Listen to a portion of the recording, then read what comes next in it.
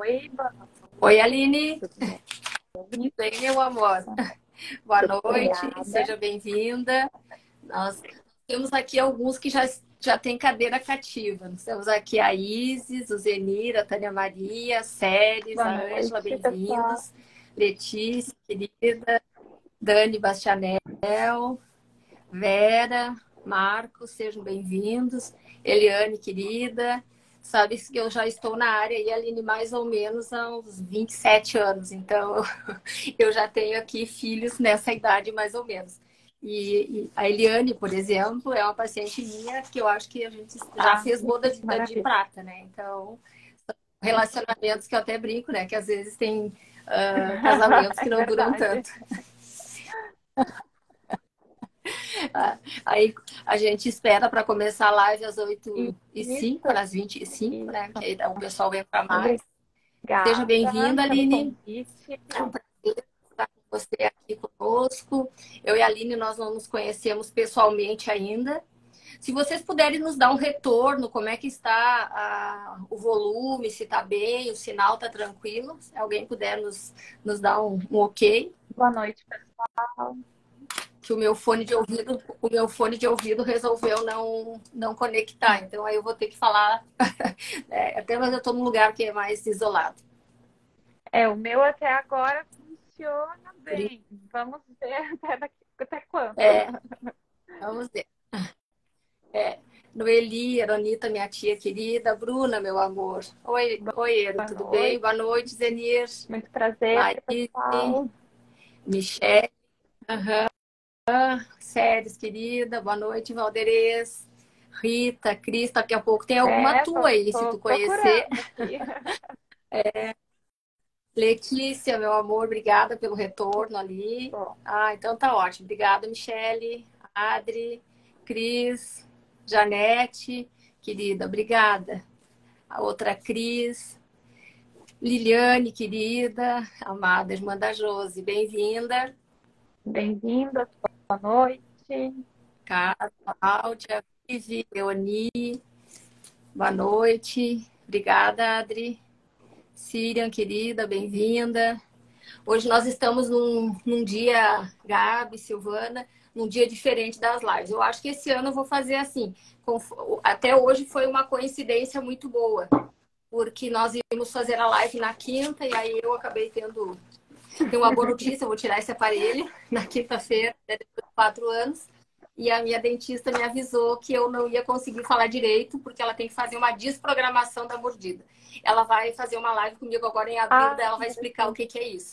E eu tinha problema de ATM, né? E a minha dentista ela é especialista nisso. E aí ela disse, Ju, não pode ser a Ah, live, porque tu não vai conseguir falar direito. E aí eu tive que trocar o dia. E hoje, coincidentemente, é o Dia Internacional da Incontinência Urinária. Então, tudo acho que a acontece por troca alguma foi razão. boa. Então, minha irmã, é, Silvana, Dani, Vivi, Kátia, sejam bem-vindas, Michele, Ivete, Gabi, querida. Então, nós vamos começar a nossa live. Muito obrigada a todos pela presença. É um imenso prazer estar aqui com vocês de novo. Hoje nós temos uma convidada especial, a Aline. Né? A Aline, nós não nos conhecemos pessoalmente. A Aline foi uma paciente que nós temos em comum, que me falou de algumas dicas de incontinência urinária, né? No caso de solução para isso, né? Ou pelo menos para diminuir o desconforto que isso é, né? Tanto que o título da nossa live era Incontinência Urinária, um drama, porque eu acho que isso é um drama. Então, a Aline, ela é especialista nessa área, hoje ela vai nos brindar com o seu conhecimento, sua experiência. Aline, se apresenta para nós, minha querida. Como é que tu Então, chegou nessa boa área aí? noite a Seja bem-vinda. todos, boa noite, doutora. Obrigada por ter me convidado, ainda mais nesse dia, né, um dia Eu que muito agradeço. propício para nós. Ah, bom, É, eu sou fisioterapeuta desde 2018 e na faculdade eu já tinha uma veia, alguma coisa me chamava para pélvica, né? Então, eu tive uma professora maravilhosa, Diane Bertotto, que ela é maravilhosa, ela é apaixonada pela fisioterapia pélvica e ela transmitiu essa paixão para mim. Então, no estágio, eu tive a oportunidade de trabalhar com muitos atendimentos pós-operatórios de prostatectomia radical. Inclusive, pacientes mais jovens também que precisaram fazer esse tipo de cirurgia, né? E também o atendimento a mulheres e tudo. E eu me formei convicta que eu queria seguir a área da fisioterapia pélvica. Claro que, como recém-formada, eu passei pelo Pilates, eu passei pelo treinamento funcional, eu passei ainda atendo a fisioterapia convencional, porque eu sou muito procurada pela dor, né? Eu tenho médicos, traumatologistas que, inclusive, têm muita confiança e são meus pacientes e me indicam pacientes. Então, mas desde o ano passado, agora o meu foco total é na pélvica. Mas, claro, meus pacientes de dor não serão abandonados, né? Mas Sim. tenho me especializado cada vez mais na pélvica, que é uma crescente procura. Cada vez mais eu noto que os pacientes precisam e tem muito desconhecimento ainda nessa área. Então, eu vim para a rede social também para trazer essa informação, né? Para agregar cada vez mais. Aline, não sei se tu quer falar agora onde é que tu atende, ou tu quer deixar para o final, né? Que geralmente o pessoal depois nos pergunta, né? Então, é só mais ou menos Canoas, que depois a gente vai compartilhar ali o teu. Já tá nos anúncios ali da live, já tem o teu perfil, Isso, mas tu eu atende atendo em em Canoas, né, Canoas Aline? e no meu consultório, e eu atendo em Esteio também no consultório de uma colega minha. Tu Vizinha. é minha vizinha, então, eu tenho consultório em Sapucaia. É. Tu sabes que quando a gente fala em incontinência urinária, geralmente remete a que mulher tenha incontinência urinária, né? E tu falaste agora pós cirurgia de próstata, né? Que é comum também. Então não são só mulheres. E não são só mulheres, por exemplo, que tiveram filhos, nem só mulheres, né? Eu não sei qual é a tua experiência com isso, mas tu sabes que eu tinha uma paciente minha, a Lisandra, que ela foi para São Paulo, que ela fez a tese dela do mestrado, era incontinência urinária em pacientes que não tinham tido filhos ainda, né? Então a gente tem essa experiência que não é só a gestação, não é só o parto, né? Então tem muitas pacientes, antigamente tinha ainda que era o parto que dava isso. E depois começou a se ver que não, tinha pacientes que faziam cesárea e acabavam tendo incontinência urinária também. Uma pergunta, Aline. Até uma colocação primeiro. Eu coloquei lá, não sei se vocês conseguiram ver o aviso, que a gente vai abrir para perguntas. Então, quem quiser fazer perguntas, eu vou anotando e no final a gente vai fazendo as perguntas para a Aline.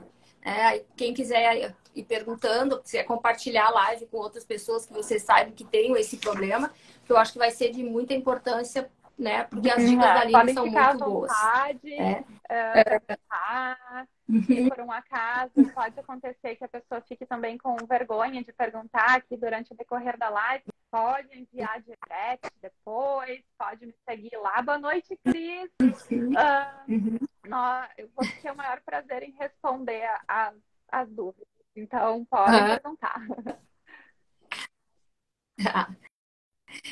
Tu sabes que a incidência é muito grande, né, Aline? Em torno de acho que 35% das mulheres, né, com mais de 40 anos, a sociedade de Uro, né?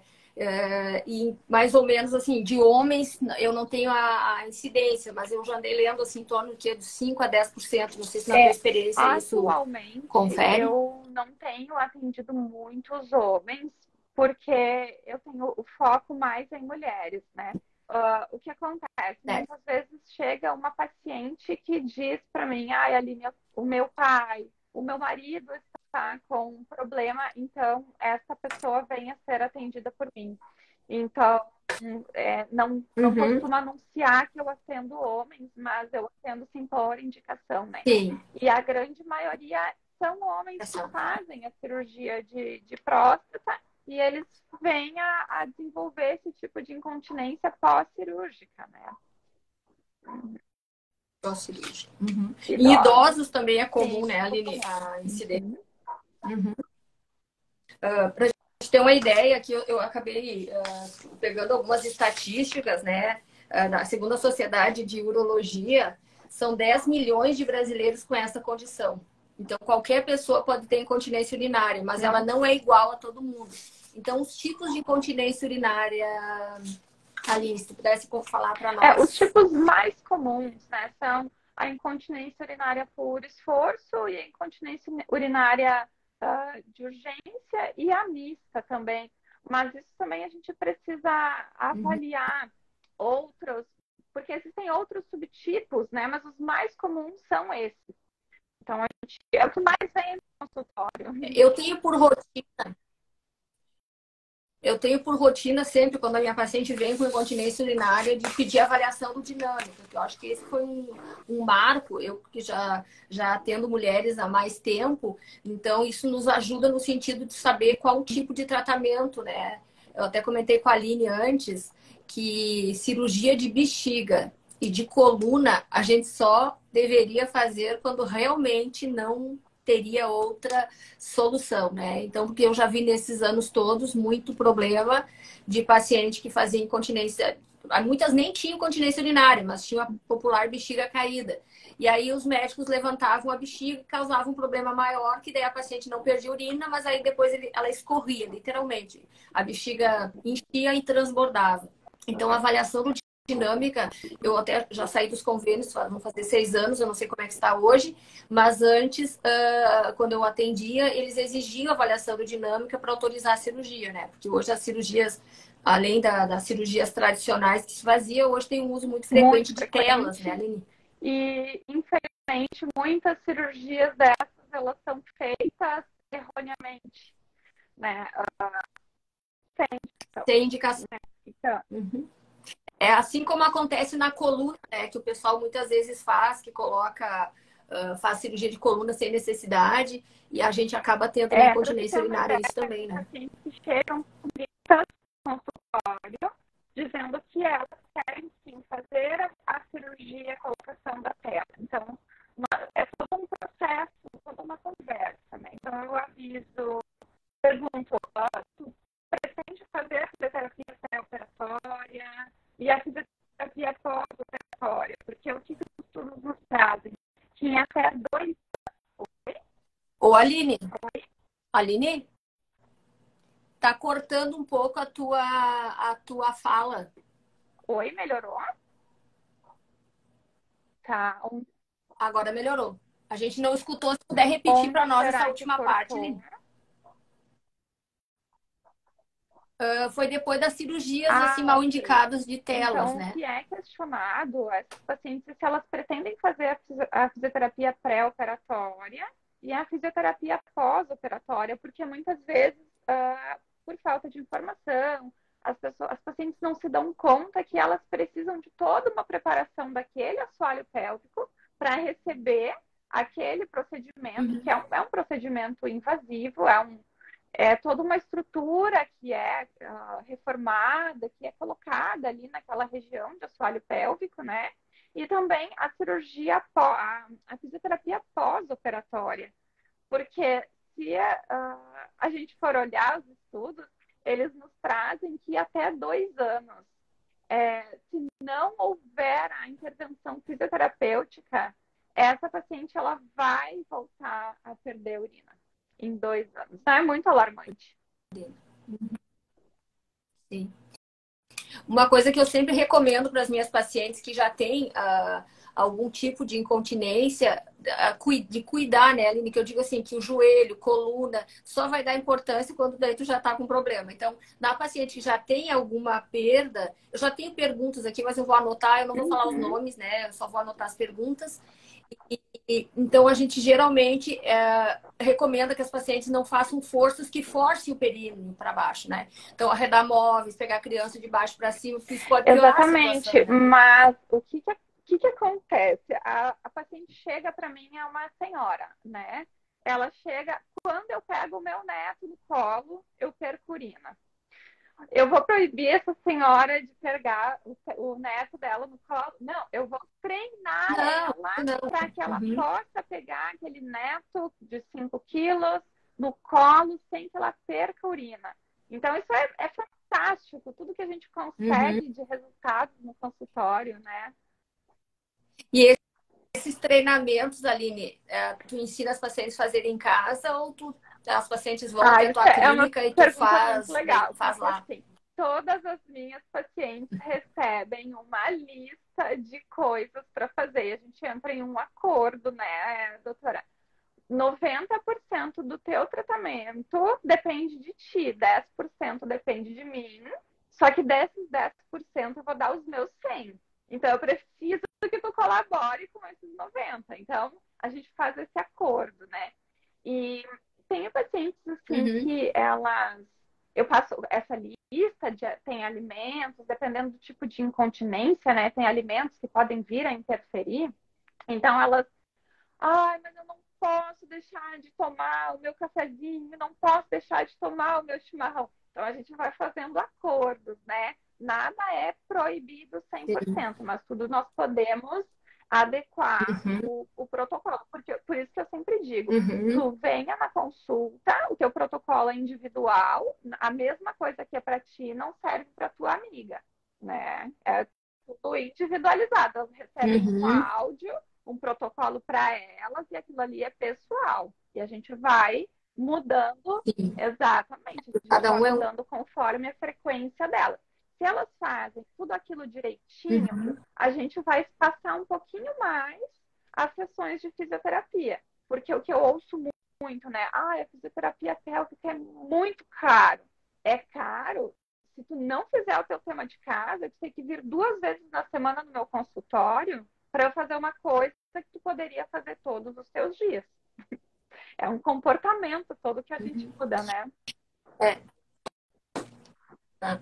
E uma pergunta, Aline, em relação, já que tu falaste em alimentos ali, quais alimentos assim que poderiam, na bexiga hiperativa a gente sabe, né, que o café, o chimarrão, o álcool, tem mais alguma coisa assim que Esses tu alimentos que alerta contenham a para. cafeína, o chocolate, o chá verde, a pimenta, né?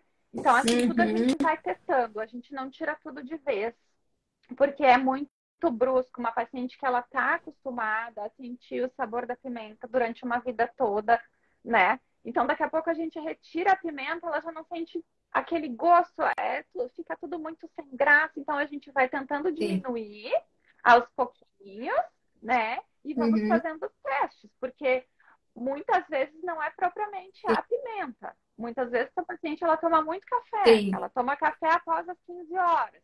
Aí ela chega lá próximo do jantar dela, ela sim, toma um café. Então a gente vai tentando substituir por um cafezinho descafeinado. Tudo é negociável. sim. Uhum.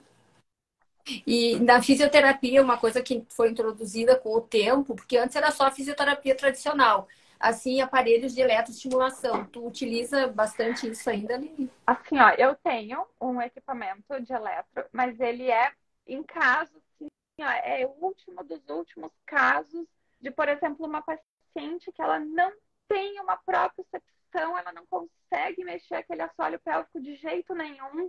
A gente faz a manobra da tríplice junção e ela não consegue mexer. Então, é a minha falha total, né? Então, eu parto para o elétrico, mas é em última instância. Sim. Dá para contar nos dedos de uma mão só quantas É. vezes eu usei o meu equipamento de elétrico. Uhum. Uma coisa que ajuda a melhorar muito na paciente que não tem contraindicação é o uso de hormônios, né, Aline? As Sim, pacientes que já sim. estão na menopausa, então muitas vezes eu sempre explico para elas, né? Porque junto com a incontinência urinária, na menopausa, às vezes tu tem infecções urinárias de repetição.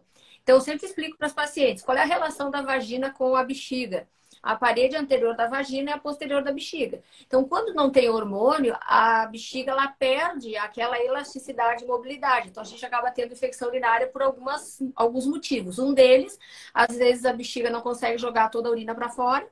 E a outra é as cistites, as infecções urinárias que acabam acontecendo na hora, pós-relação, na hora da relação, em função do trauma, né? Então, o hormônio Auxilia. normalmente ele ajuda, né? O estriol a gente usa muito para melhorar a textura ali da mucosa e eu tenho uma experiência boa para melhorar a elasticidade e a mobilidade com a testosterona, né? Que a gente usa, não precisa ser todos os dias, às vezes 2, 3 vezes por semana.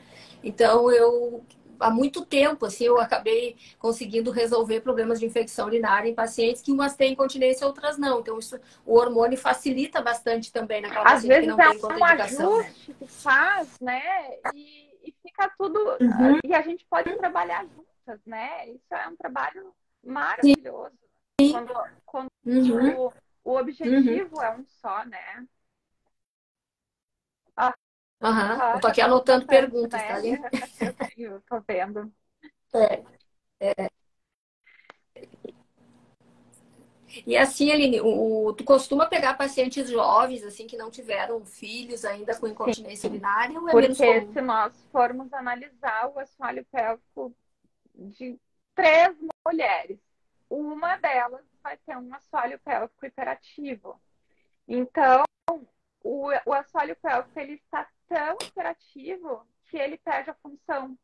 Imagina, né? Eu tenho um músculo que ele está aqui e ele fica o dia inteiro em tensão, né? Se a gente for parar para pensar, o assoalho pélvico ele é um músculo que nos ajuda na nossa postura, ele é um músculo postural. Então ele fica Uhum. hiperativo o dia todo. Aí ele vai perdendo a Uhum. capacidade dele de contração e relaxamento. Então, sim, meninas Uhum. jovens que essa questão da incontinência em meninas jovens, ela pode vir a estar relacionada ao estresse também, né? Elas têm muita punção de Uhum. assoalho pélvico, porque ou elas estão muito estressadas, ou é uma educação em casa que foi repressora. Então, tudo vai culminando e pode contribuir, sim, para uma incontinência urinária Uhum. lá na frente. Uhum. Por exemplo, a gente tem aquelas pessoas, né, Aline, que eles chamam de incontinência urinária, que a gente falou de urgência, né? Que é aquela quando a paciente tem uma Operadora, vontade muito, né, de fazer frequente, né? Como se fosse a bexiga hiperativa. Isso eu tenho notado, assim, que é mais a impressão que dá é que está mais associado com a gestação, né? Eu sempre digo para as pacientes que a anatomia, o útero e a bexiga, eles são grudados. Quando eu uso um exemplo do elástico, né? Então, quando o útero cresce, a bexiga ela também, né? Ela acaba distendendo. Então, muitas vezes, na avaliação dinâmica, a gente tem ali a contração do detrusor, aquelas contrações não inibitórias, que muitas vezes nós precisamos usar medicamentos quando isso é sim, muito intenso, né, Aline? Só que isso junto com a são fisioterapia, os melhores. resultados geralmente são Uhum, melhores, né? com certeza. Uhum. Tem um outro tipo de incontinência que eu falei agora há pouco, que poderia ser por transbordamento, né? Que quando a paciente. E a avaliação dinâmica, ela também nos mostra que a paciente tem, às vezes, ela tem a capacidade vesical, né, menor. Então, quando enche a bexiga, ela vai transbordar porque ela não tem uma capacidade. E aí a parte hormonal também ajuda, como ela já não tem uma capacidade grande. E se ela não tem elasticidade e mobilidade, né? Ou muitas Aí acaba vezes, ficando pior. desculpa, Tem um outro tipo. muitas vezes essa Pode falar. capacidade Pode vesical falar. total é uma paciente que toma muita água. Essa bexiga armazena 600 ml, vamos dizer assim, e ela vai faz xixi e ela só faz 200 ml. Então, Uhum. pode ter algum momento que essa bexiga ela transborde também, justamente por ter uma capacidade vesical Uhum. muito alta. Essa bexiga ela entrou, esse detrusor ele entrou em distensão e ele já não contrai mais normalmente para eliminar toda aquela quantidade de urina existente ali. Então, Eu normalmente peço ecografia do rim e vias urinárias com medida de isso resíduo era pós-miccional, um né? Que aí exame tu que consegue eu ver. ia citar, um exame importantíssimo que eu também É, solicito para os pacientes quando eu penso que tem alguma distorção ali na complacência, né? Então a gente pede muito esse exame. uhum. Então, esse é um exame que sempre eu pedi, porque daí, para quem nunca fez esse exame, a paciente Sim. faz com a bexiga cheia, né? Como se faz a eco abdominal. Aí o médico examina a bexiga ali e aí ela volta e faz xixi, né? E ele refaz a eco depois que ela já está teoricamente com a urina vazia, e aí a gente consegue medir quantos ml de resíduo fica, né? Que às vezes é muito resíduo, e isso, além de ser a causa da incontinência urinária, essa também pode E, ser causa de infecção, né? Que e aí fica um nós caldo de no cultura. consultório também trabalhamos com uma coisa que muitas pacientes elas reclamam, mas é extremamente importante, que é o diário miccional. Elas detestam, mas Sim. eu peço uma coleta, né, um preenchimento de uma planilha com os líquidos, a quantidade, peço para fazerem xixi em um copinho medidor, anota ali para mim. Eu tenho pacientes que elas fazem digitado para mim e eu tenho pacientes que perdem a folha, não. A Aline, detestei fazer aquilo ali, Sim. mas é extremamente importante. Aquilo ali me dá muitos dados. Dados de hiperatividade, Sim. dados de incontinência urinária, de como é que é o comportamento dessa paciente diante de uma ingesta hídrica, porque muitas vezes ela diminui a ingesta hídrica pensando que ela vai fazer menos xixi. E aí tá um Uhum. erro bárbaro, né? Porque quem faz a questão ali da produção da urina é o sangue, né? Então, a gente acarreta Sim. em outro problema. Então, não parem de tomar água por medo de perder xixi. Procurem tratamento Uhum. correto. Uma outra coisa, Aline, que é uma causa importante assim de incontinência urinária é o Sim, aumento de peso, sim. né? Infelizmente, a questão da obesidade, ela nos traz um aumento da pressão interna do abdômen, porque nós temos ali a bexiga e daí nós temos as vísceras logo Uhum. acima. Então, se tem uma presença de gordura visceral, tem mais o peso hidráulico dessas vísceras, tudo vai empurrando para baixo, para baixo, para baixo. E aí a gente tem lá embaixo um assoalho pélvico que ele está hiperativado, ele está disfuncional e ele fica fraco. Então, isso é infelizmente, é uma causa da incontinência urinária. Que aí tem muitas pacientes que Exatamente, emagrecem e porque já ele tirou resolve todo o isso, peso né? hidráulico das vísceras sobre o assoalho pélvico e sobre a bexiga. Uma outra coisa também, constipação, Nossa, paciente com constipação crônica, né? Que o paciente faz força para evacuar e também acaba muito. sendo uma Eu vou falar outra muito aqui causa, de né, de assoalho incontinência. pélvico hiperativo, tá, doutora? Constipação também muito Uhum. associada a assoalho pélvico hiperativo. É aquela paciente que a gente resolve a hiperatividade no assoalho pélvico e a gente parte para a questão da constipação e a coisa se resolve assim, passe de mágica. Uhum. A gente falou antes ali no estresse, né? Então, geralmente na hiperativa também tem o lance do estresse, né? E hoje é uma coisa que nós temos muito E cada comum, né, vez Aline? mais as mulheres, elas É, trabalham muito tempo sentadas, elas ficam focadas é. muito na frente de um computador, né? E muitas vezes reuniões, agora com essa questão da pandemia, o home office, né? Então, elas ficam perante uma reunião, elas precisam tomar água, elas não podem sair da reunião rapidinho para fazer um xixi. E quando elas vão fazer esse xixi, o que elas fazem? Força para empurrar o xixi logo, porque elas têm que voltar rápido para a reunião. Rápido. Então, isso é um problema Uhum. muito terrível Uhum. na vida dessas mulheres. Uhum.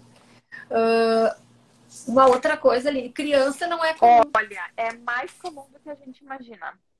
É, é muito comum, porque É? o que acontece? Por hiperatividade do assoalho pélvico, muitas crianças elas acabam não vou fazer xixi porque é melhor brincar. Fazer xixi é perda de tempo. Então ela fica segurando o xixi, né? E aí, quando vê essa criança, ela o quê? Transborda a urina. Ela perde xixi. E isso vira um hábito. E aí essa criança ela começa a perder xixi o tempo todo, mais vezes, e aí a fisioterapia só é procurado muito tempo depois.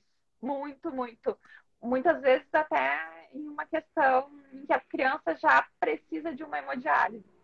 Então, o meu professor, ele costuma dizer que a Uhum. fisioterapeuta pélvica que trabalha com pediatria é uma fisioterapeuta que salva vidas.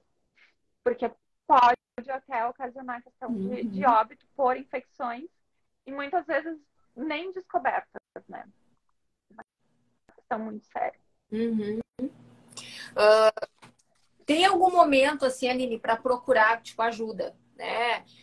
Até Uhum. apareceu uma pergunta aqui que era quando é que tu sabe, assim, essa pergunta era assim, o que caracteriza a incontinência urinária? Para saber se realmente é Nós temos incontinência que ter urinária. a consciência de que perder urina nunca vai ser normal. Nós crescemos escutando a nossa mãe, a nossa avó falando: ah, eu vou fazer xixi nas calças de tanto rir, como se isso fosse uma coisa normal, e isso ficou muito tempo intrínseco na nossa sociedade.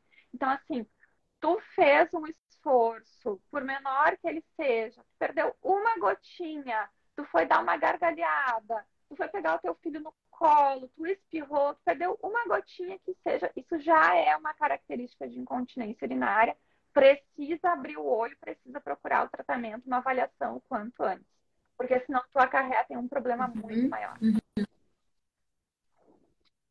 Uhum. E uma outra coisa, assim, a gente sabe o quanto isso é constrangedor, né, Aline? Então, muitas vezes tem mulheres que acabam se isolando socialmente, né, porque tem vergonha de acontecer isso em público, muitas vezes em relacionamentos, né? Então, o impacto, né, que isso causa na qualidade de vida das pessoas, tanto homens como mulheres, É é muito muito grande. grande, né? Porque se no início ela usa um protetor diário, ela não trata essa incontinência, daqui a pouco ela vai precisar usar um absorvente noturno durante o dia. E o cheiro é tanto, porque muitas mulheres elas não sabem, por desconhecimento mesmo, elas não sabem que elas precisam trocar esse absorvente a cada 2 horas. Então, essa questão do cheiro, a questão da infecção, por muitas vezes manter aquilo ali abafado, causa muitos problemas e o cheiro traz muito constrangimento também. Essa mulher, ela se isola, ela deixa de ir a um jantar, ela deixa de sair para dançar com as amigas porque ela vai perder urina, né? Então, é muito complicado. Atividade física, tem muitas que acabam daí não fazendo, né? O que piora, né? Porque na atividade física tem alguns tipos de exercícios que tu pode fazer que fortalece, né, o assoalho pélvico. Tu diz assim, qual seria? No Pilates, Essa é uma por questão exemplo, bem né? legal No para nós Pilates. conversarmos. Porque no Pilates, muitas vezes, a fisioterapeuta ou a educadora física ela não tem a habilidade, a competência de tocar um assoalho pélvico, né? Então, quem tem é a fisioterapeuta. E muitas vezes a fisioterapeuta, ela não é especializada na área da fisioterapia pélvica. E o que acontece? Ela pede para a paciente contrai. Tá, mas contrai o quê? Né? A paciente não sabe nem o que contrair. Então, a paciente, muitas vezes, ela vai contrair um abdômen, ela vai contrair um glúteo, ela vai contrair um adutor, mas ela não vai contrair o assoalho pélvico. E aí, muitas vezes, é uma turma, né? A paciente está ali de roupa e não tem como a fisioterapeuta, que a instrutora de Pilates, fazer a avaliação para se ela está contraindo efetivamente essa musculatura de assoalho pélvico. Aí acarreta um outro problema. Eu tive um exemplo de uma paciente que foi solicitado que ela contraísse. Contrai. E ela foi fazer o exercício da ponte, aquele que tu sobe o quadril do solo. E ela perdeu uma quantidade bem razoável de xixi. E ela chegou no consultório para fazer a avaliação da fisiopélvica justamente por esse fato. E ela me contou ali e eu fiquei muito constrangida. Então, o que eu fiz? Eu entrei em contato com a fisioterapeuta dela, pedi para que não fosse solicitada a contração, porque na minha avaliação, o que eu verifiquei? Essa paciente, ao invés de contrair, ela empurrava tudo para fora. Ela fazia a contração inversa. Então, depois foi uma paciente que foi melhorando, voltou para o Pilates já empoderada. E me diz uma coisa, Aline, assim, nesses casos, assim, tem como tu dar alguma dica, por exemplo, a paciente, tipo assim, a paciente não consegue ir consultar, a paciente não consegue fazer avaliação, perdeu ali, que nem tu falou, 1, 2 gotinhas, assim, algumas dicas, que até isso foi uma coisa que me chamou a atenção, que uma paciente minha que consultou contigo, que ela me falou que eram 2 dicas que eu não tinha visto ainda, né? Então, se tu puder, porque é uma coisa que são hábitos que nós todos temos, né? Muito frequente. Então, tu teria como falar disso para nós? São dicas para não cometer um crime contra o teu assoalho pélvico, dica número 1, senta no vaso sanitário, independente de onde tu estiver. Eu sempre aconselho elas a montarem um kitzinho de sobrevivência, porque a coisa mais horrível do mundo para uma mulher é ir até um banheiro cabuloso, como eu costumo dizer, onde tem um morcego, barata, xixi na tampa, né? Então, aquilo lá tá tudo sujo, ela não vai sentar. Ela vai colocar a bolsa aqui, ela vai se segurar na parede, ela não vai sentar. Então, vamos começar pelo começo. Limpa isso com um álcool gel ou um álcool líquido. Tenha um álcoolzinho, um sprayzinho na sua bolsa. E sabão, porque o sabão é o que termina de matar ali os germes. Forra esse sanitário com papel higiênico e senta. Porque o que elas pensam? Eu vou me sentar, vou pegar uma infecção, vou pegar uma doença contagiosa. Não, porque se tu não senta, o teu jato urinário ele se alonga e ele forma gotículas. Aquelas gotículas elas se espalham. E se tiver uma bactéria ali, e se uma dessas gotículas tiver o azar de caminhar lá para o teu assoalho pélvico, lá para a tua uretra, está feita a coisa, né? Então, essa é uma dica. Monta um kit de sobrevivência e tenha na bolsa. Outra dica é, se tu tem uma dúvida que tu saiba contrair o teu assoalho pélvico corretamente, pega um espelho, coloca na frente da tua vulva e tenta mexer. Tenta mexer, ver o que acontece. Então, é um feedback ao vivo, tá ali acompanhando para ver se tu sabe ou não fazer aquele movimento. Uhum. Cruzar a perna ali, favor, que foi outra dica. Quando a gente cruza a perna, a gente tensiona ainda mais a musculatura do assoalho pélvico. Imagina, tu trabalha com a perna cruzada o dia todo. Aí tu só troca uma por cima da outra. O quanto esse assoalho pélvico fica tensionado por estar sentado, né, na tua cadeira, já tem uma pressão interna abdominal toda aumentada cronicamente nesse assoalho pélvico. Aí tu tá cruzando a perna, aumenta ainda mais o estímulo de tensão sobre esse assoalho pélvico. Uhum. Mais alguma outra dica? Questão de quando tu senta para fazer xixi, eu comentei isso com um professor, que eu fiz um curso de atualização agora, mês passado. Nós conversamos sobre a questão de girar os joelhos para dentro. Então, seria num caso de extrema tensão de assoalho pélvico, né? Que essa paciente ela não consegue relaxar de maneira nenhuma. Então, a gente gira esse joelho para dentro com a intenção de relaxamento desse assoalho pélvico, mas depois a gente vai desmamando isso aos pouquinhos. A gente pede para ela depois baixar toda a roupa íntima até o tornozelo, porque se ela deixa a roupa íntima na região de joelho, também manda um estímulo para a face endopélvica de tensão de assoalho pélvico. Então a gente pede para baixar toda a roupa íntima lá no tornozelo e senta a 90 graus. Uhum. Mais alguma dica, Lili? Em relação... Assim, no dia a dia, assim, talvez até de prevenção, alguma de prevenção, coisa. Então, assim, seria, né, tu sentar no sanitário, tu não fazer força para empurrar o xixi, porque se tu senta, tu precisa só esperar que essa musculatura relaxe e não precisa ajudar ela, não precisa empurrar para fora, porque senão isso vai culminar em provavelmente um prolapso, que é a queda da bexiga, a queda da parede anterior, né, da região. Então, não empurra, não faz força. Evitar infecções urinárias, né? Então, tu sentiu aquele estímulo, a vontade de fazer xixi, vai e faz. Não fica segurando o xixi.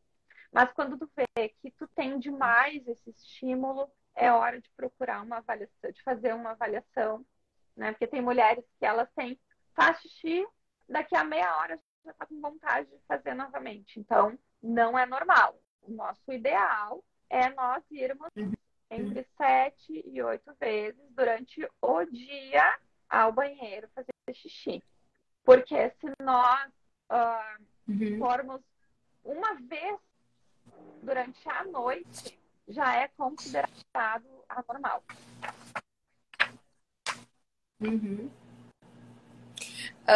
Daí, vamos imaginar assim, eu atendi uma paciente, já tratei a parte hormonal, já vi que ela, né, não tenha, por exemplo, uma bexiga hiperativa, que ela tem uma incontinência de esforço, né? Aí eu encaminhei para ti. Durante o tratamento, assim, tem algum tipo de atividade que a paciente deveria evitar para não atrapalhar o tratamento No que tu início, faz? nós vamos evitar, por exemplo, os movimentos que ela mais perde. Nós vamos começar a trabalhar ali na maca, contra a gravidade.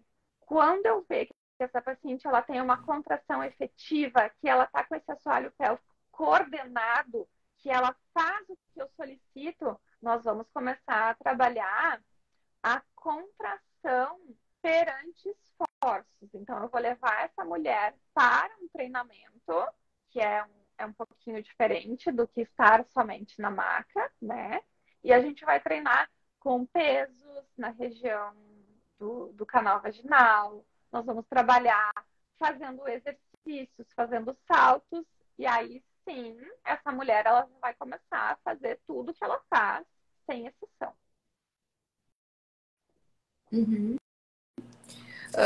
Teve uma pergunta aqui. Na verdade, a pergunta é essa: tem idade limite para o tratamento ter resultado? Eu tive uma paciente, eu amo esse exemplo. Eu tive uma paciente com 81 anos, que ela teve 11 filhos de parto vaginal e ela sofreu 2 abortos. E ela estava com uma incontinência urinária por esforço e ela tinha um prolapso de grau 4. O grau 4 a gente já sabe que ele é cirúrgico, porém ela tinha indicações para não fazer cirurgia, ela corria algum risco de ficar, de não sobreviver na cirurgia, né? Então, não tem limite de idade, porque eu comecei a trabalhar reforço de assoalho pélvico com ela. Ela respondeu super bem. Então, assim, não tem. Outro exemplo muito grandioso é a minha avó, que com 82 anos, eu pedia para ela, avó, contrai o assoalho pélvico agora. Ela contraiu, ela aprendeu, porque ela vinha perdendo urina, tendo infecções urinárias de repetição. E aí ela aprendeu e tem que ver o que melhorou, né? Então não tem limite. Não tem idade. Em relação aos tratamentos, né, Aline? Então, a gente tem tratamentos que às vezes precisa medicamento, né? A fisioterapia, eu acho que talvez hoje na incontinência urinária eu colocaria a fisioterapia como, né, tirando aqueles casos que não precisa medicação, acho que em primeiro lugar, né? E eu acho que o cirúrgico a gente deveria considerar em último caso, né, Aline? Porque tu deve ter experiências de pacientes que fazem, eu já tive casos, nós estamos falando em casos. Uma vez eu tive uma paciente que ela não tinha indicação, veio avaliação dinâmica, ela postou com o Uro aqui em Porto Alegre, que era um colega meu, e ele disse que ela não tinha indicação de fazer cirurgia, então ela tinha que fazer fisioterapia, tinha que usar medicação, e aí ela foi para a cidade onde ela morava, e aí ela era amiga do urologista, e ele operou ela. E essa paciente, ela tinha bexiga hiperativa, e aí ela voltou muito ruim. Porque a tela, depois que tu coloca, ela é mais difícil de ser retirada, né? Tem uma aderência ali muito. Então, é aquele lance que eu falei no início lá, que não tava ali, né? Que a coluna e a bexiga, realmente, eu acho que elas são imexíveis até que não tenha outra opção, né? Que a pessoa não caminhe, no caso da coluna, fisioterapia, quiropraxia, tudo, e na incontinência urinária, acho que a gente é a fisioterapia, né? E muitas vezes a paciente, ela pensa, né, que com a cirurgia é o caminho mais fácil, vamos dizer assim, é imediato. Ela pode até ficar, como eu falei antes, lá no início da live, né? Ela pode ficar 6 meses, 1 ano, sem perder urina. Mas ela não tratou a causa, ela tratou a consequência. E na fisioterapia, a gente, com essa visão que nós temos, né, doutora, de um todo, nós vamos, né, na questão da causa. O paciente é um todo, né? Então, a gente muda Sim. hábitos de vida, a gente começa a fazer treinamento de assoalho pélvico, a gente avalia esse assoalho pélvico para saber se ele é hiperativo. Então, tem muita coisa que dá para a gente fazer antes de culminar numa cirurgia. Uhum.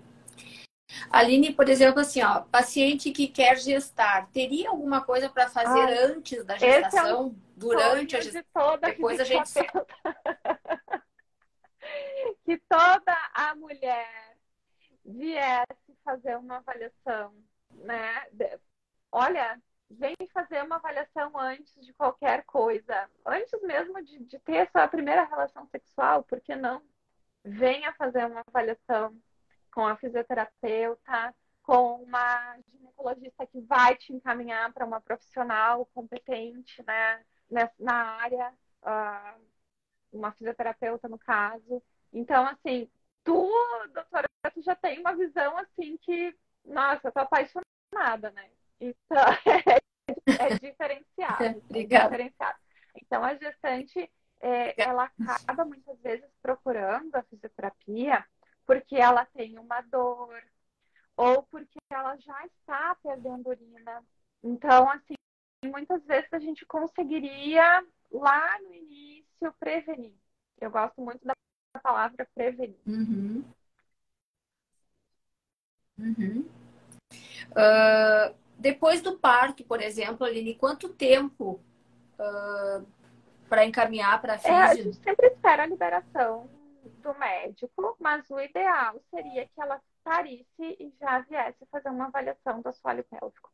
Porque tem Uhum, muitos eventos que podem acontecer ali durante aquele parto, que podem ocasionar futuramente uma hiperatividade, uma dor na relação sexual, uma incontinência urinária. Nós podemos até detectar lá no início, assim, de tudo, bem precocemente. Só que, claro, né, muitas vezes a puérpera, uhum, ela está em função de um bebê e ela não tem esse tempo, mas o ideal seria que ela viesse logo. uhum. Tu sabes, Aline, que a gente tem hoje, assim, tudo está muito polarizado, né? O gremista e o colorado, direita e esquerda.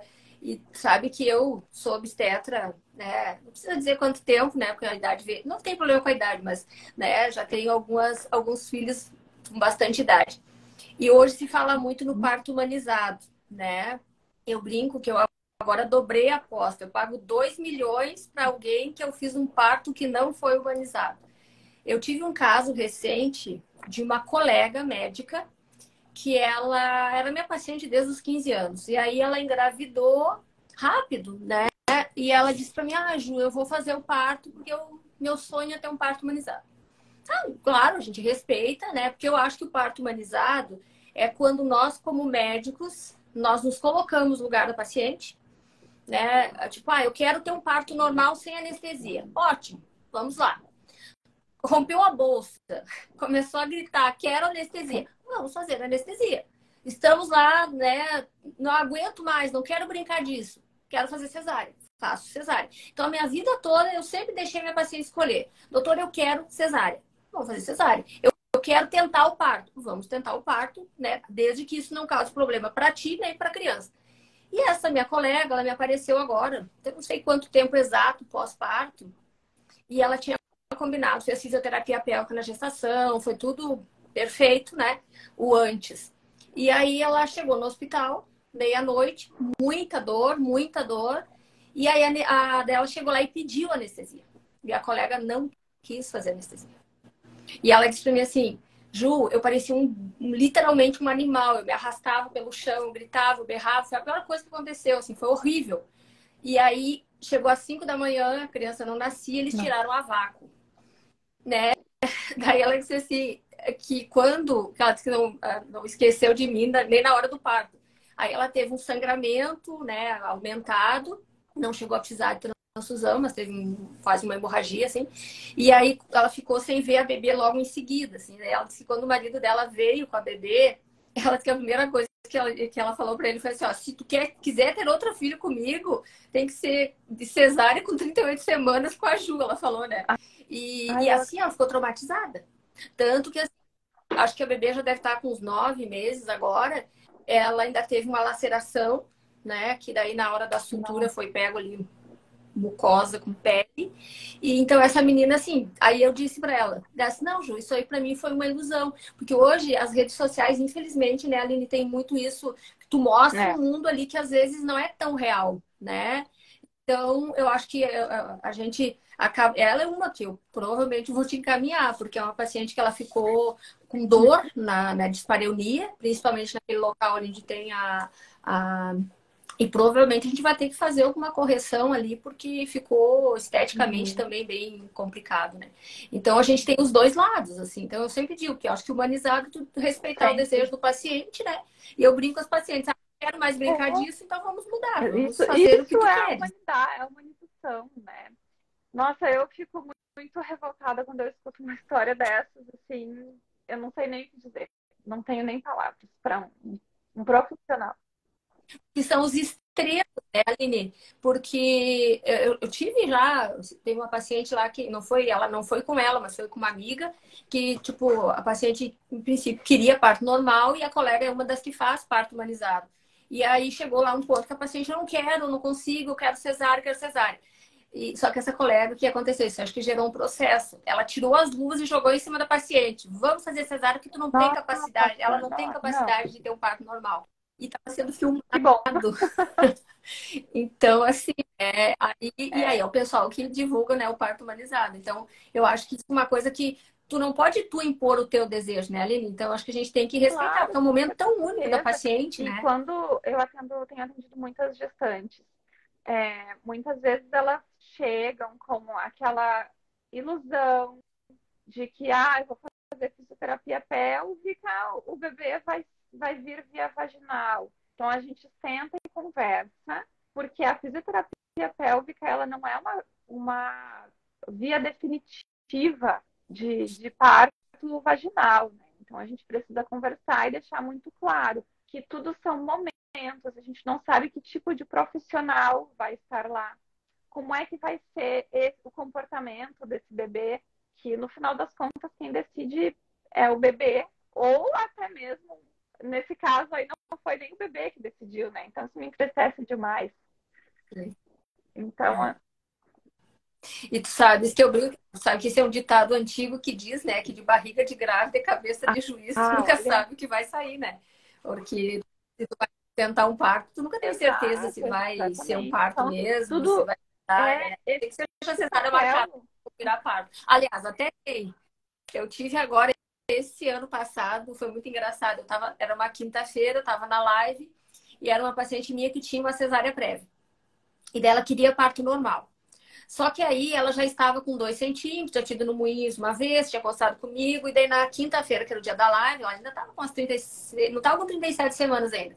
Daí ela mandou mensagem, ela estava esperando vir contrações de 5 em 5 minutos. E estava de 10 em 10. Eu falei, parece que a dor agora apertou um pouco. E aí eu disse, então vai pro Moinhos. E aí, se tu tiver indicação de internação, daí tu pede para as gurias marcarem a cesárea depois das 9, que é quando eu terminava a live, né? E tá, então foi combinado. Só que daí, quando deu 9 horas, entrou uma ligação no meu celular da médica do Moinhos. E aí eu já sabia que era alguma coisa, né? Daí eu acabei terminando a live, daí eu cheguei lá no Moinhos, ela estava completa. E aí ela tava com dor, assim, né? E ela disse, Ju, eu quero cesárea, eu não aguento, quero cesárea. Eu disse, com dor a gente não decide nada. Vamos fazer o seguinte, como a gente vai fazer a anestesia, então a gente faz a analgesia, e se tu achar que não quer mesmo, a gente daí faz cesárea. Guria, foi a coisa mais maravilhosa, assim. Daí foi feita a anestesia, ela só disse, ai, que Imagina. maravilha, que coisa boa. Aí não deu 40 minutos, nasceu a bebê de parto normal, o pai cortou o cordão, ela sentada no pós-parto, assim, com a Ai, perna, olha, isso né? é lindo. Bom, assim, Ju, ela Essa agradeceu história deixou por meu ter sido o coração contrário, quentinho. de ter convencido ela a ter parto normal, né? Então ela teve as duas experiências. Ela queria cesárea, foi cesárea, e nesse ela queria cesárea, mas como já estava completa, era uma pena fazer, né? E aí deu tudo certo. Então são essas coisas que eu digo, a gente muda conforme. Esse aí foi o caso que era Exatamente. para ser cesárea e virou parto. Então foi mais uma barriga de Exatamente. grávida Ai, surpresa, né? maravilhoso. Mas para ver, né, como nós estávamos lá na incontinência, a gente veio para o parto, a gente tem muita coisa para conversar, muita live ainda para fazer. É, e eu acho que talvez, se nós, eu acho que se a gente fosse elencar causas de incontinência urinária, eu acho que a Com gente vai cair certeza, nessa da com gestação e certeza. no parto, né? Acho que não tem outra. Então, por isso que eu acho que vale a pena a gente, né, investir nesse tipo de conhecimento, né? Aqui um colega, o trauma se o parto humanizado falhar é absurdo. Já tive casos. E É. tem tido muito caso, né, Aline? A gente está tendo muitos casos, assim, de pacientes fazendo partos em casa, porque eu acho que a medicina evoluiu, não é para isso, né? Então, a gente está tendo pacientes. Eu tive um caso que eu fiz uma cesárea no Regina, eu faço no Regina e no Moinhos, e aí tinha acontecido esse episódio na segunda, e isso era quarta-feira. E era também uma paciente, estava tentando parto humanizado, e aí o bebê entrou em sofrimento, e a colega, porque daí o pessoal que faz isso, eles dizem que o MAP aquele é só para indicar a cesárea, né? E aí, só que a criança estava com batimento abaixo de 100, persistente, e todo mundo, as técnicas, o médico, o anestesista, tá com a sala pronta, vamos passar. E acho que a criança ficou quase uma hora lá com o batimento, né? E aí essa criança nasceu, pra gente ter uma ideia, eu voltei lá, isso foi em dezembro, eu voltei em março, Nossa. essa criança estava internada na UTI neonatal ainda. Então, aí foi uma tragédia, porque é uma criança que nasceu com 3 quilos, quase 3,5 kg, né? A Dinda da criança, ela era médica e disse que não era, né? Se não desse para ser parto normal, podia ser cesárea, né? Então, são aqueles momentos que a gente tem, assim, eu digo, né, que eu nesses 27 anos de obstetra, eu tô querendo abandonar minha vida de obstetra, mas as minhas grávidas, elas ficam me tentando, né? Eu tinha uma, agora já tô com 10 esse ano, né? E porque são pacientes que não tem como eu não fazer, né? Umas que é repetido, outras que eu brinco que eu vou fazer o parto dos meus netos, né? Que são pacientes que eu atendo desde a adolescência. E nesses anos eu nunca perdi nenhuma criança. Então eu sempre dizia, eu sempre digo assim que Deus me usou muito, né, como instrumento assim. Quando eu atendia assim muitas pacientes assim, eu cheguei a fazer mais de 100 partos por ano.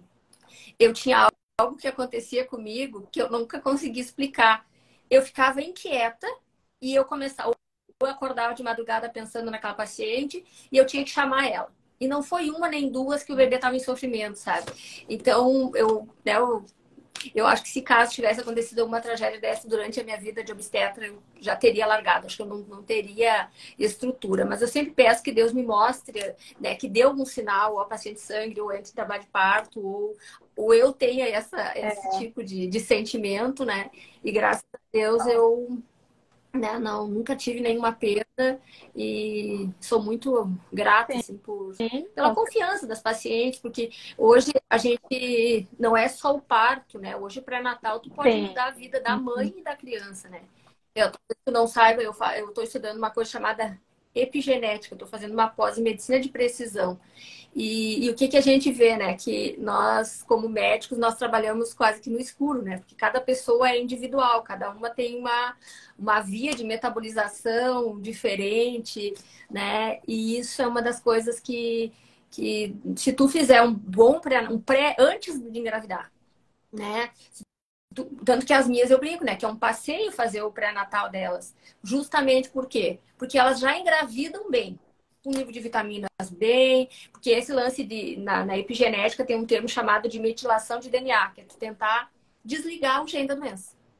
Né? Então, tu pode ligar ou desligar. Então, é uma coisa muito interessante. Então, se tu fizer isso na Nossa, gravidez, que é a base de isso é vitaminas, né? fantástico. Vitaminas do complexo B, ômega 3, melatonina, né? Então, tudo isso são coisas que vão fazer uma diferença na gravidez, porque daí eu tenho uma incidência muito baixa, assim, de incontinência, Uhum. diabetes gestacional, que é onde é que a gente cai na incontinência urinária. Geralmente, a paciente com diabetes É, gestacional, ela engorda, né? Ela aumenta peso na gestação, às vezes tem pacientes que aumentam 20, 30 quilos. Então, essas pacientes são aquelas que têm mais risco de ter sim, incontinência urinária, né? E então, se tu tiver o risco de pré-eclâmpsia, diabetes gestacional, trabalho de parto prematuro, os riscos são muito menores, né? Então, tu faz uma gestante saudável, uma criança nasce saudável, né? E eu agora tô entrando porque às vezes tem mães que me trazem as crianças, tipo, de 3, 4, 5 anos, até de 2 anos, eu tenho entendido, porque é aquela coisa, né, de prevenção. É antibiótico, corticóide, corticóide, antibiótico, e a imunidade vai ficando perdida, né? Então a gente acaba, eu virei hoje resolvedora de problemas. Eu até brinco que eu perdi a identidade na medicina, né? Porque eu sou gineco de formação, né? E hoje até hoje de tarde foi interessante. Eu acho que o dia de hoje, eu acho que eu tive homens e mulheres Mas meio que imagina, meio a né, meio, né? a visão da Então, medicina, eu acho que essa é a medicina pura e verdadeira, né? eu voltei a ser o médico de Imagina, família de antigamente, né? fantástico. Porque eu sempre digo para os pacientes que eu não sou. Claro, isso Sim. sobrecarrega um pouco a gente, né? Mas eu sempre digo para os pacientes que eu não sou médica só de consultório, né? Porque se a paciente minha tem uma infecção urinária, ligou para o consultório, pediu um exame de urina, uma receita eu dou, né? A paciente está com amidalite, hoje para tu ir numa emergência, tu vai perder no mínimo lá umas 3, 4 horas, né? Então as minhas pacientes elas acabam contando comigo para essas coisas que não são É só algo dentro completamente do consultório, né? diferenciado, Então, né? O que eu penso, porque muitas vezes a paciente ela sai do meu consultório e aí por que eu não vou mandar uma mensagem no outro dia para saber como ela ficou após um atendimento de liberação? Isso é sim, uma coisa que sim. deveria ser muito comum, né? Então a gente tratar a paciente como um ser Às humano vezes que ela é. consigo, eu não consigo dar o retorno, Não, mas aí eu uso as minhas é secretárias para fazer isso, né? Ah, o paciente mandou mensagem, está com sangramento. Daí eu orientei no outro dia, isso. liga para fulano lá como é Exatamente. que tá o sangramento. Tava com infecção, liga se tá melhor. Então, assim, no fundo eu fico sempre, fica gravado na minha cabeça, mas às vezes tem umas que querem que eu dê o Sim, retorno, né? E às vezes eu não consigo, porque é muita eu não tenho demanda, tempo, né? né, de respirar, né? É muita demanda. Né? Esses dias teve uma paciente que disse: doutora, só tem que parar de atender homens, porque não sobra mais horário para nós. Aí ela disse assim, depois no final ela disse assim: a senhora atende meu marido? Eu digo: não, vou começar o teu, vai ser o primeiro que eu não vou atender. Mas assim não tem graça. Eu digo: você tem que começar por alguém, né? Eu brinquei com ela, tá sendo egoísta. O teu marido Então. tu quer, das outras não, né? Mas é gratificante, né? Porque, por exemplo, no assunto que nós estamos tratando hoje da incontinência urinária, se tu tá com o casal junto ali, é uma coisa interessante, tanto o homem quanto a mulher que tem incontinência urinária, é muito importante a presença do parceiro Exatamente. nisso, né? Aconteceu, nunca tinha acontecido até então. Esses tempos veio uma paciente, ela veio de longe. No meu consultório eu não tenho uma recepção à parte, então ele disse: eu gostaria de acompanhar a consulta dela.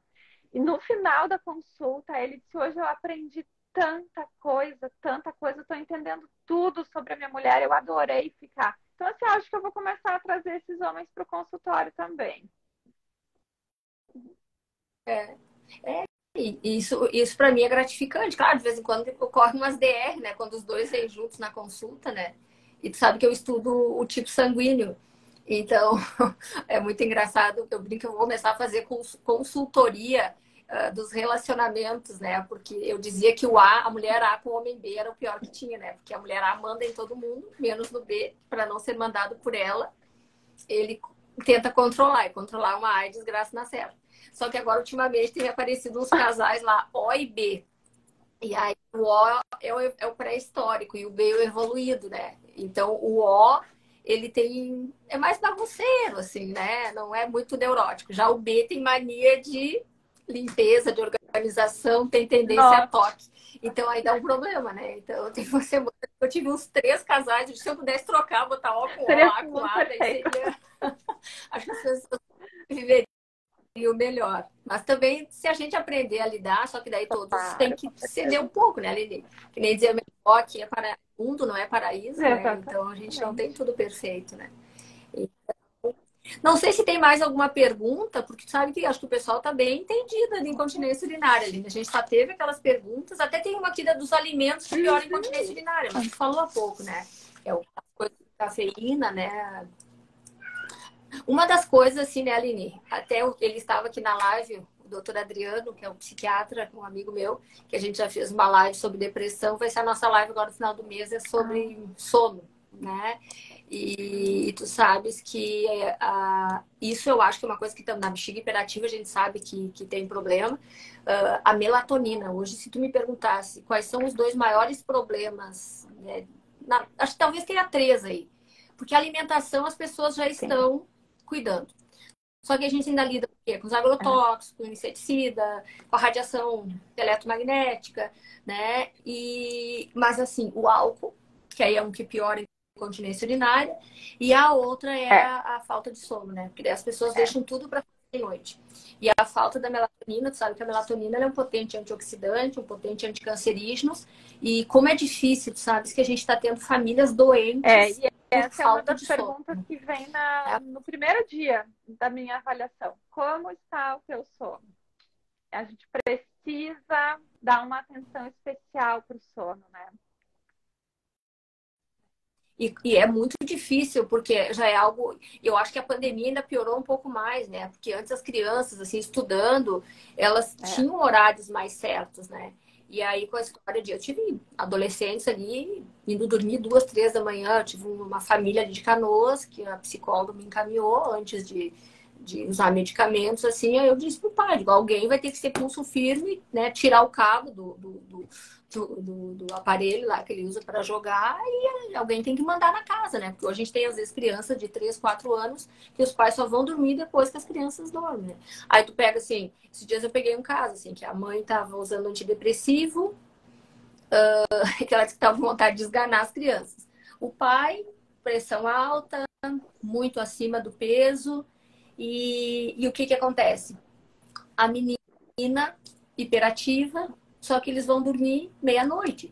Então, tu não tem como ter uma família saudável. Então, a primeira coisa é a criança tem que é. começar desde pequenininho, né? Tu tem que começar a acostumar eles a dormir. Porque a higiene do sono, que é deitar entre 10 e 10 e meia para pegar o pico da melatonina, né? Entre meia-noite Para e poder ser 4 é o pico produzido. maior. É, E aí, se tu vai dormir é. meia-noite, tu Então, pega esse assim, pico, né?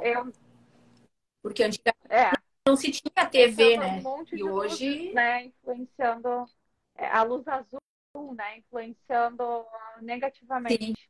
Então, É o celular é, hoje, talvez seja mais do que a TV eu até, não né? atendia crianças antes e agora eu atendo crianças também. E a minha primeira consulta é com os pais, sem a criança, né? Porque a gente precisa começar com os pais. Tem uma pergunta aqui, Aline. Mulheres de mais idade, o que podem fazer para melhorar o problema da incontinência? Talvez ela tenha entrado um pouquinho mais tarde, né? A gente conversou sobre a parte de hormonal, que é uma coisa que Isso. influencia bastante, né? E o interessante, Conceição, seria fazer uma avaliação desse assoalho pélvico para ver o nível de hiperatividade ou de hipoatividade, ou para ver se tu tem uma consciência corporal desse assoalho pélvico, se tu sabe mexer ele, se ele é forte, se ele é fraco. Então, eu começaria por uma avaliação funcional do assoalho pélvico. Uhum. Aqui veio outra pergunta, acho que essa é mais para mim do que para ti, Aline. Episiotomia, protocolo ainda no parto vaginal? Não, na verdade, a única coisa que nós temos que ter um pouco de bom senso é na hora que o bebê vai nascer, se vale a pena tu fazer a episiotomia ou vale a pena correr o risco de laceração, né? Tem uma laceração do reto, que é a parte de trás, que talvez isso na fisioterapia possa ajudar, né, Aline, para ter um pouco mais de elasticidade, né? Mas tem muitas vezes eu tento que não, né? Eu tento proteger a bexiga e a parte do reto, né? Porque já existem casos, né, de laceração de reto que não é percebido durante o parto e isso pode levar a infecção grave, né?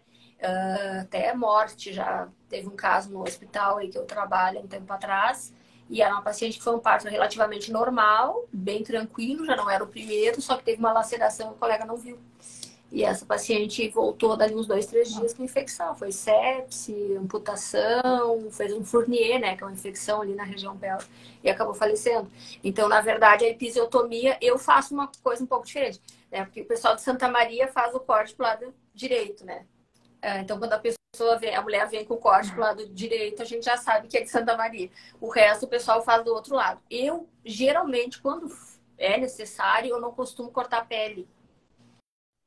Então, às vezes, é melhor tu dar tipo, um cortezinho no músculo, que depois tu sutura, do que tu deixar lacerar, né? Então, aí é na hora que se E decide. em Então, não último tem ainda caso, né, uma... doutora, também. É, e, que isso é uma coisa que entrou no Mas violência e obstétrica aí, também, né? até que ponto, né? É uma... É por isso que eu sempre digo que uma das coisas que acontece muito é a falta de relação médico-paciente. Porque sabe que eu, consentimento informado, geralmente é o hospital que exige, né? E eu nunca tive nenhum processo médico. Porque eu sempre tive uma relação muito boa com as minhas pacientes, né? Então, eu acho que isso é muito mais importante, né? Então, é uma coisa que... Na verdade, a epísia, que essa mesma paciente colocou ali que uma familiar teve um bebê, né, por parto vaginal, e após o bebê nascer, o médico cortou o epísio, né? Porque normalmente a epísia é feita na hora que o bebê está nascendo. Depois que o bebê nasceu, já não há necessidade, porque é só se o bebê for muito grande ali, que às vezes tem distócia de ombro, alguma coisa, que daí vai ser pior, a criança pode estar em sofrimento, que aí tu tem que ser mais, né, agressivo, literalmente, nessa hora. Mas depois que o bebê nasce, geralmente não se faz, né? E a epísio, como ela é feita na parte de baixo, normalmente ela não influencia na incontinência urinária, né, Linel? Mas seria, se tivesse laceração na parte de cima da vagina, que seria onde está a bexiga, né? Então isso aí poderia influenciar mais na parte do reto, que dependendo da localização da epísio, eu já vi casos, por exemplo, de pacientes com incontinência fecal, né? Mas não incontinência urinária. Então, eu acho que a epísio, se fosse o risco maior, seria mais fecal Mas do dependendo se que pega urinário. a musculatura ali de pubo viscerais, e que é uma musculatura que faz o enforcamento da uretra, pode ser que venha influenciar. Então, tudo vai depender de como é que foi feito, né? É. É que normal, às vezes tu nem chega na camada profunda, né? Tu só faz aquela parte que é o Isso. alívio ali, a saída, né? Eu nunca tive E nenhum que caso assim continue de, não de tendo. paciente com é, depois, claro, a gente tem, por exemplo, o próprio parto, para quem chegou mais tarde, a própria gestação, né? Pelo peso, assim como a gente falou do aumento de peso da pessoa, tanto homem quanto mulher, né? Que depois da incontinência urinária, mas na gestação, normalmente, quando tu tens não precisa necessariamente ser um neném muito grande, mas claro, quanto maior for, maior o peso. E tudo também tem uma coisa Sim. que é o tecido conjuntivo frouxo, né, Aline? Então, cada um tem um, então tu nunca sabe. Então, tem pessoas que têm a gente pode ver na pele, né? Então, muitas pessoas têm flacidez mais jovem, outras têm uma pele melhor. Então, eu acho que o períneo ali também passa pela É, mesma passa. constituição, né? Passa. É tudo tecido conjuntivo. É. A Oi, Lu, A Luísa deve conhece minha te conhecer paciente também. querida. A Lu teve Ah, ontem no consultório. É. Obrigada, Lu. Aline, eu não sei se tu tem mais uma colocação, a gente já está às 21h14, estrangulando. né? Acho que tu já deve estar cansado, está na hora de se recolher. Acho que não tem mais nenhuma pergunta. Eu gostaria de agradecer a todos pela presença, especialmente a Aline, querida. Né? Muito obrigada. Me coloco à disposição Eu para o que tu também, da mesma precisares. forma. Né? Vou Agradeço esse convite lá especial. encaminhando. Agradeço o trabalho que fazes, né? E que Deus te conserve assim, como dizia a minha Obrigada, avó. adorei. De coração, agradeço a presença de todos. Esse convite no dia de hoje foi muito especial para mim. E, nossa, foi uma oportunidade incrível de trazer um pouquinho da fisioterapia pélvica aqui para Querida. essas mulheres maravilhosas. Nós estamos no mês da mulher, né, Aline? Então, quanto mais informação nós trouxermos para melhorar a qualidade de vida delas, né? Então, eu digo, né, que a minha vida foi em torno de mulheres, né? Eu fiz a minha vida cuidando de mulheres. Então, eu honro muito, né, a, a, as mulheres, né, como mãe, respeito muito. Eu não tive filhos, mas eu digo que as mães, um tempo atrás eu escrevi uma coluna sobre isso, né? Até acho que eu vou publicar aí no Instagram, porque essa foi numa revista há um tempo atrás. e que eu escrevi que as mulheres elas deveriam ter um altar assim para adoração, né? Porque elas abrem mão de tudo, né? Abrem mão da vida delas, porque grávida É, corre muito risco, né? De vida, elas não sabem, né? Mas tem mais risco de trombose, por exemplo, do que todas as outras. Então, elas abrem mão do emprego, abrem mão do corpo, da beleza. Já vi muitas pacientes assim com corpos perfeitos e que tiveram muita estria, né? Mexe no emocional. Não sei se o doutor Adriano está ali ainda, né? Então, a gente tem muito caso de paciente com depressão pós-parto. Então, a mulher, ela passa por todas essas fases, né? Então, eu digo que a mulher, ela tem capítulos, né? Muito diferentes, assim, dos homens em relação a só mulher menstrua, só mulher tem TPM, só mulher tem filho, só mulher amamenta e só mulher entra em menopausa, né? Então a gente tem algumas peculiaridades e eu me sinto muito honrada de poder participar desse universo, né? Feminino que é é, uma e que nós obra de Deus possamos realmente. empoderar essas Aline mulheres cada Quintana, vez mais. Muito obrigada. muito obrigada, pessoal. Uma boa noite. Semana que vem nós voltaremos na quinta-feira. A semana que vem nós vamos falar com uma amiga minha, a Ingrid, né, sobre os detoxes pós. Até ela queria fazer antes, né, mas como não tinha horário, meus horários já estavam comprometidos. Então, aí vai ser a semana que vem sobre o detox, assim, alimentos. Na verdade, não seria um detox, seria um cuidado depois dos exageros alimentares, né? Porque é final de ano, Natal, Carnaval. Então, isso é o nosso assunto da semana que vem. Muito obrigada, e vai ser na quinta novamente. Gratidão. Aline, Boa gratidão a noite. todos, boa noite. Uma Quinta-feira ótima noite. Tchau, estamos aqui. tchau. Obrigada, Aline. Obrigada. Tchau, pessoal.